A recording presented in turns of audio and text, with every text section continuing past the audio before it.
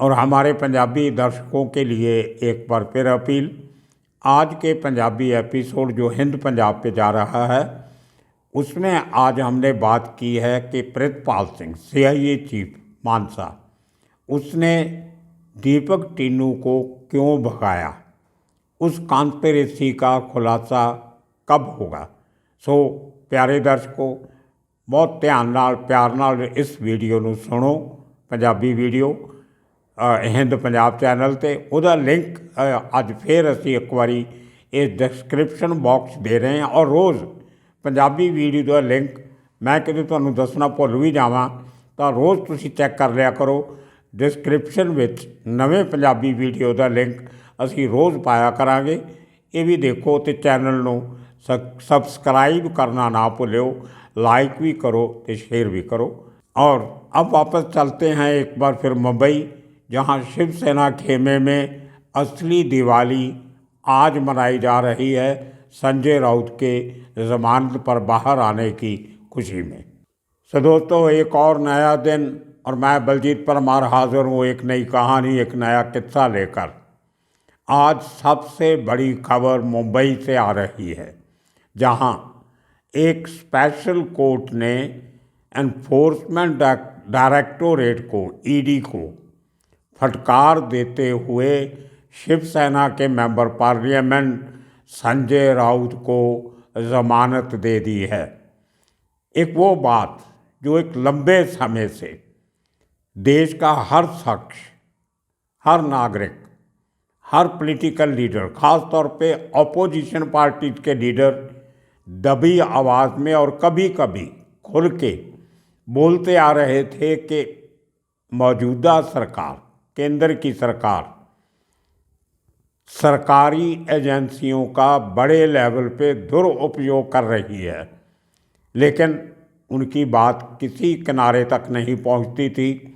सबको पता था क्या हो रहा है, लेकिन कोई समाधान नहीं नज़र आ रहा था।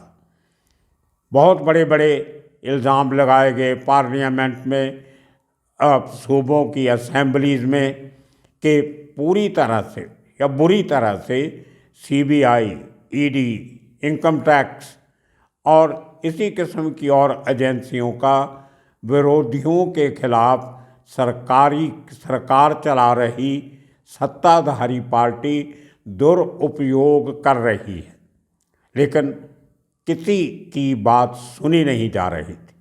आज उन सब के लिए, भले थोड़े समय के लिए हो, एक अच्छी खबर आई है और वो भी कोर्ट से आई है।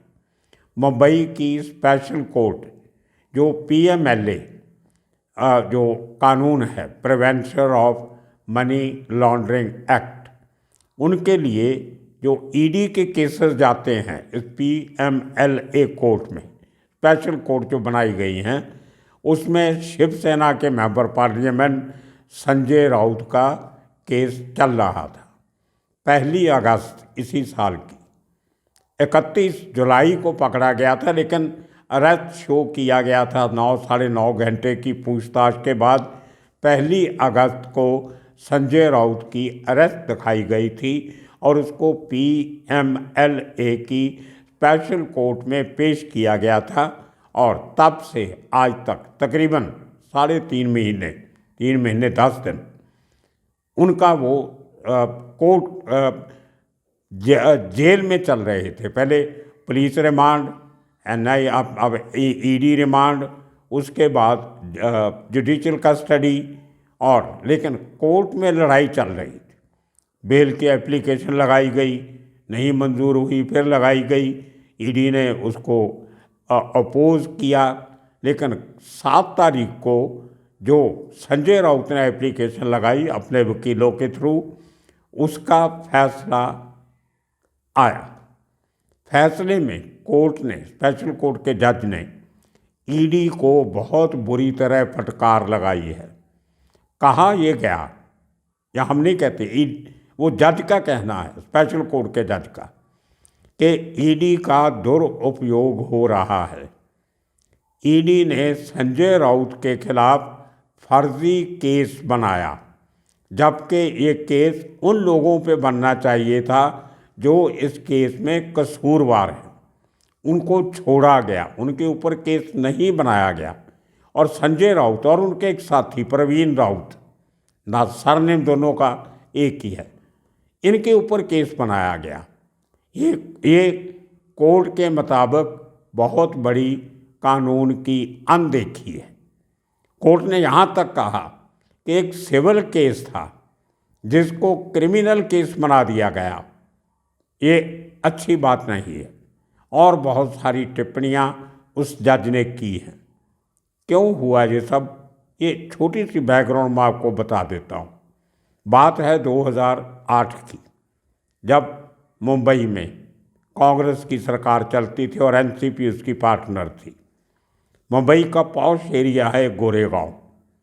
गोरेगांव वेस्ट में, जहाँ पे बहुत बड़े बड़े डिपार्टमेंटल स्टोर हैं, इन्फिनिटी मॉल है और कुछ किस्म के बड़े बड़े मॉल, उसके बिल्कुल सामने एक एरिया है जिसको पतरा चाल कहते हैं।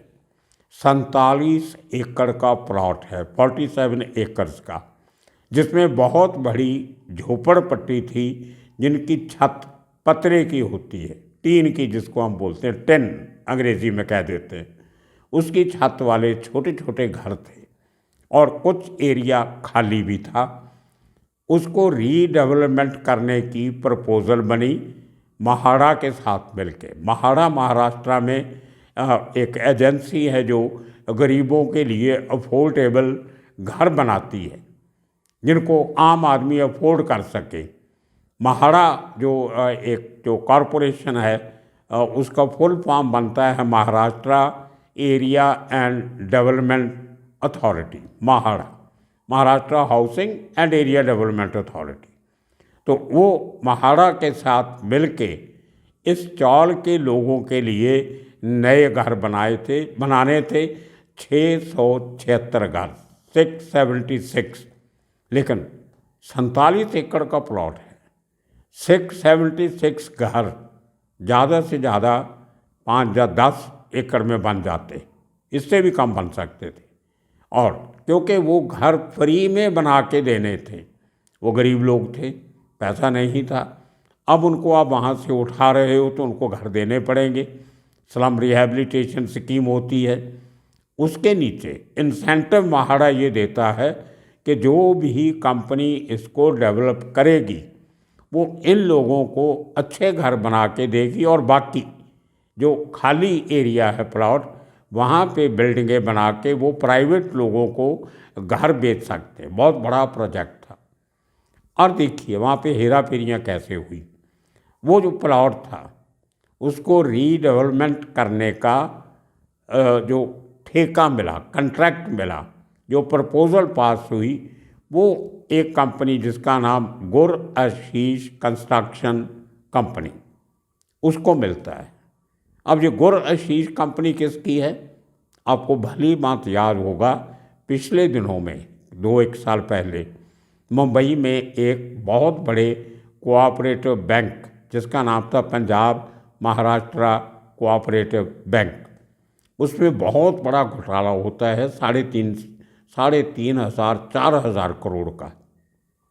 उसमें से एक ही परिवार की 2 कंपनियां और इन कंपनियों के रिश्तेदार, मालिकों के रिश्तेदार, उस बैंक का चेयरमैन भी था, वरयाम सिंह उसका नाम था।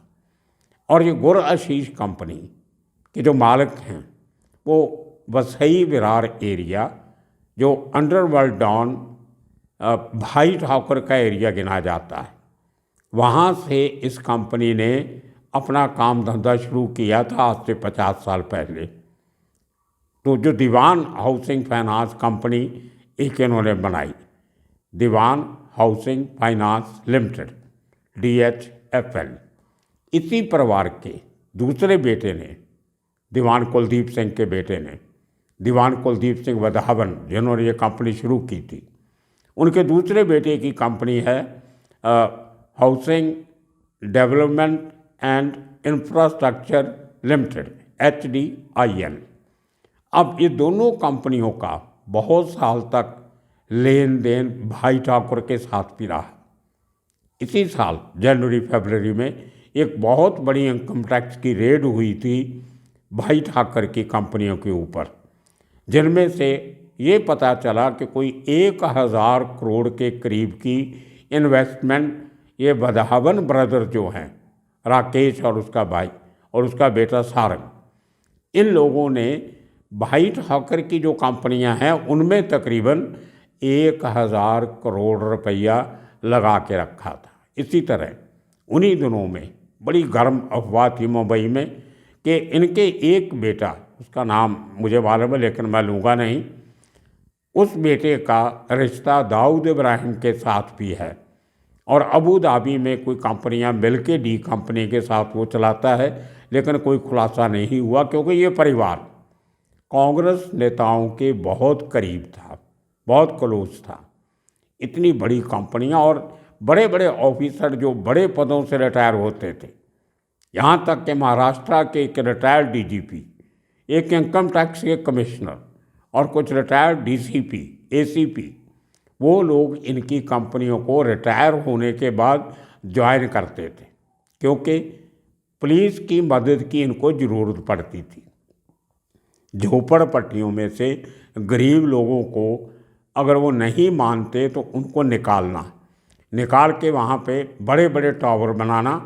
वो जो ऑफिशियल दादागिरी करते थे, एक तरफ अंडरवर्ल्ड का साथ, दूसरी तरफ पुलिस की संरक्षण, उसके नीचे ये लोगों का जो धंधा इतने साल चलता रहा वो सरकारी पॉलिटिकल लीडर और सरकारी अफसरों के दबदबे के साथ चलता रहा।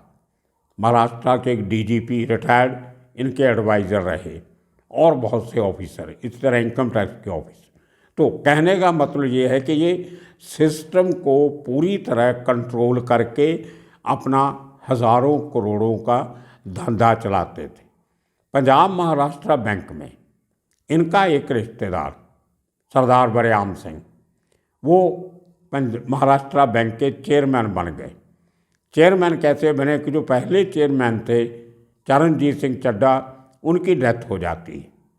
तो क्योंकि इनका पैसा काफ़ी बैंक में लगा हुआ था, जो बैंक का हेडक्वार्टर है भांडुप में, वो हेडक्वार्टर भी जो दीवान वालों का जो एक शॉपिंग मॉल है वहाँ पे, उसके अंदर ही एक फ्लोर पे बैंक का हेडक्वार्टर था। पहले तो ऐसा होना नहीं चाहिए। जब एक कंपनी का एक आदमी डायरेक्टर है बैंक में, उनकी प्रॉपर्टी में बैंक का हेडक्वार्टर नहीं होना चाहिए, लेकिन है। और वहीं पे एक एनसीपी के बहुत बड़े लीडर के नाम से, उसके परिवार के नाम से एक बहुत बड़ा स्कूल भी चलाया जाता है। तो कहने का मतलब ये था कि बहुत बड़े बड़े हाई प्रोफाइल पॉलिटिकल लीडर्स के साथ इनकी अंदरूनी साठ गांठ थी। अंडरवर्ल्ड के साथ भी बहुत मजबूत रिश्ते कहे जाते हैं। कीमती गाड़ियाँ, दुनिया भर का हर नया मॉडल गाड़ियों का इनके बेटों के पास होता था। एक प्राइवेट जहाज़ भी रखा होता था, जहाँ आना जाना है तो अपने प्राइवेट जहाज़ में जाते थे। और बहुत सारे मुल्कों में इन्होंने ब्रांचेस खोल के रखी। DHFL जो दीवान हाउसिंग फाइनेंस लिमिटेड, वो घरों के लिए कर्जा देता था, बहुत हैवी इंटरेस्ट चार्ज करते थे। खैर, तो इस कंपनी ने वो 47 एकड़ का प्लॉट एक नई कंपनी बनाई, गुरु आशीष कंस्ट्रक्शन एंड डेवलपमेंट कंपनी। उसके नीचे वो महाराष्ट्र सरकार की एजेंसी महाड़ा से ठेका ले लेते हैं। लेकिन 2008 से लेके 2020 तक एक भी घर नहीं बना। आप अंदाज़ा लगा लीजिए, ठेका ले लिया, लोग बेचारे घरों में बैठे हैं, घरों से निकाल दिए गए, प्लॉट खाली करवा लिया गया। कहाँ वो रहते इतने साल, कहाँ किराया देते हैं, उनकी तकलीफ़ किसी ने नहीं सुनी, पत्राचार के नाम। तो ये इनका वहाँ से स्कैंडल शुरू होता है। उसके ऊपर किया क्या इन्होंने, महाराष्ट्र में एक स्कीम है फ्लोर स्पेस इंडेक्स FSI, जिसका मतलब ये होता है सादी भाषा में, अगर आप एक लिमिटेड प्लॉट के ऊपर कोई कंस्ट्रक्शन करते हो तो आपको फ्लोर स्पेस रेशो रखनी पड़ती है। फॉर एग्ज़ाम्पल, अगर आपके पास 1000 गज का प्लॉट है, उसके ऊपर आप 5 स्टोरी की बिल्डिंग बचा सकते हो या ऐसे कह लो कि 5,000 स्क्वायर यार्ड के आप घर बना के दे सकते हो। ये बहुत बड़ा एक इंसेंटिव होता है बिल्डर्स के पास कि उनको जो FSI मिलती है उसको वो बाहर भी बेच सकते हैं।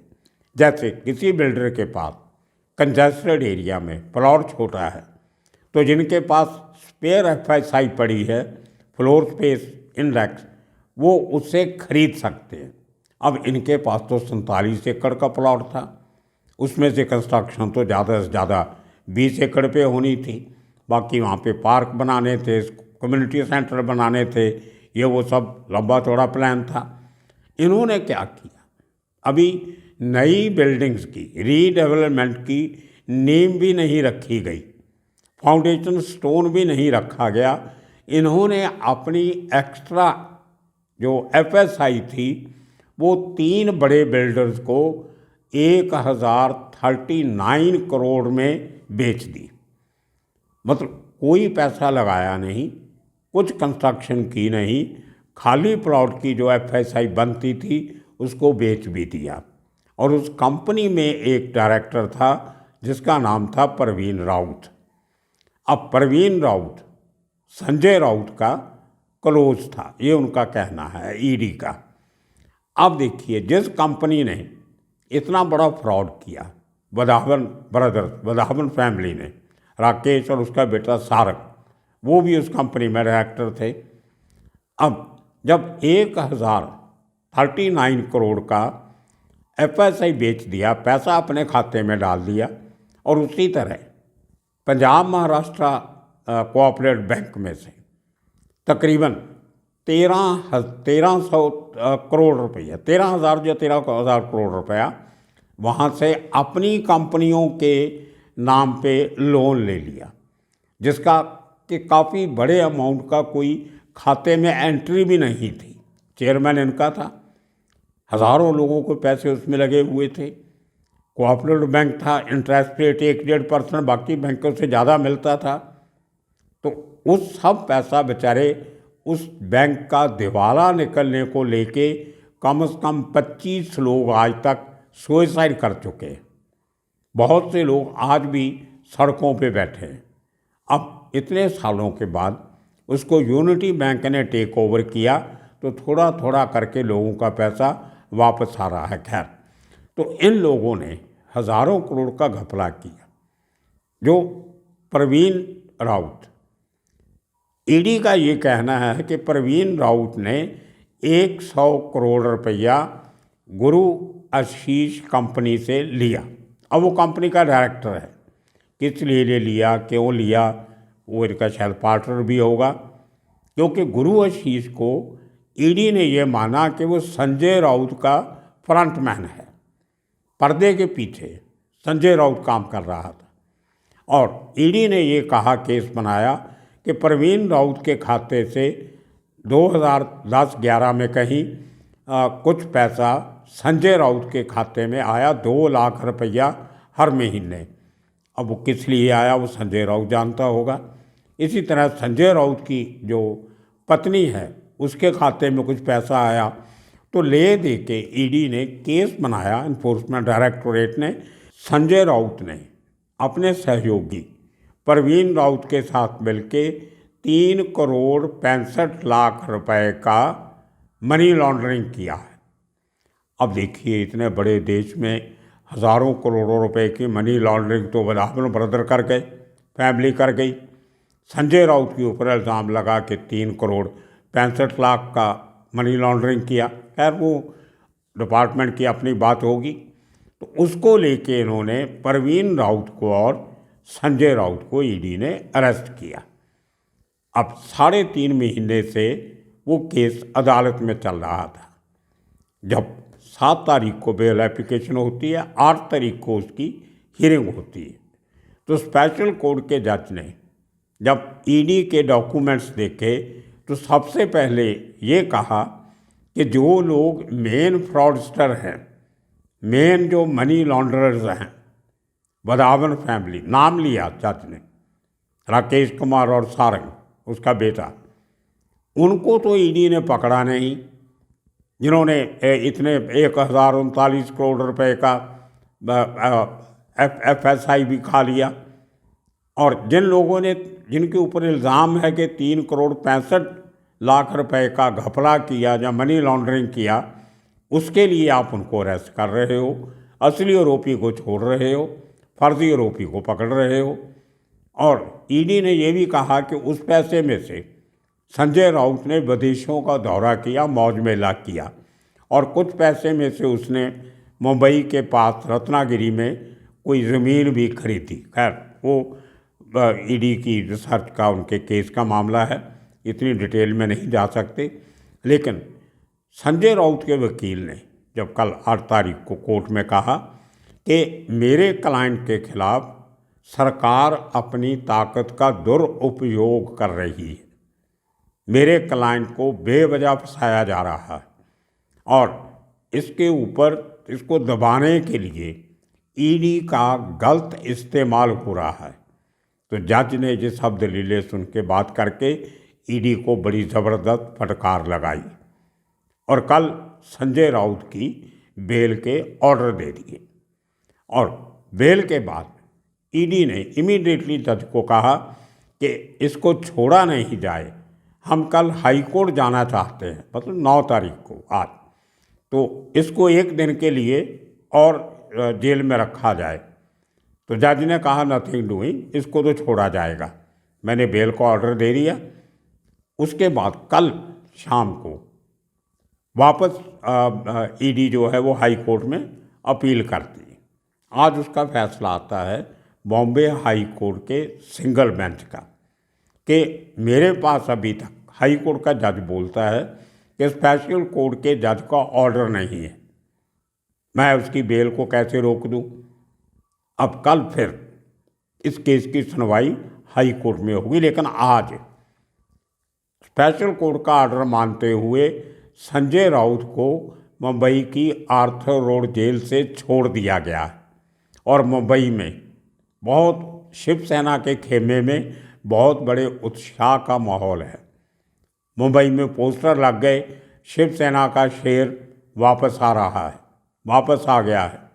ये वही संजय राउत है जिसने 2019 में बीजेपी के खिलाफ बड़े तरीके से एक सूत्रधार का रोल अदा करते हुए शिवसेना, कांग्रेस और एनसीपी तीनों को साथ लेके एक जिसको कहते हैं युति सरकार, मराठी में कहते हैं, एक यूनाइटेड किस्म की, यूनाइटेड फ्रंट मोर्चा किस्म की 3 पार्टियों की सरकार बनाई, जिसमें इनका leader Uddhav Thackeray chief minister बना, उसका बेटा मंत्री बना, और वो सरकार चलती रही जब तक बीजेपी ने शिवसेना के 40-42 एमएलए तोड़ के अपनी सरकार नहीं बनाई।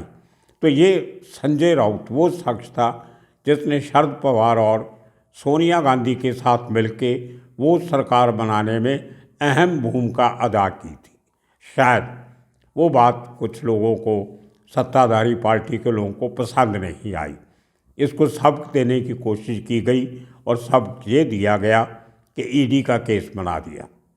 अब देखना होगा कल हाई कोर्ट में क्या होता है। जो एक पूरे देश में धारणा बनी हुई थी कि सरकारी एजेंसियों का दुरुपयोग हो रहा है, वो बात आज कोर्ट ने कह दी। आने वाले दिनों में इसी किस्म के और किस्से कहानियाँ लेके फिर हाजिर होंगे। तब तक के लिए आप सबका शुक्रिया, धन्यवाद।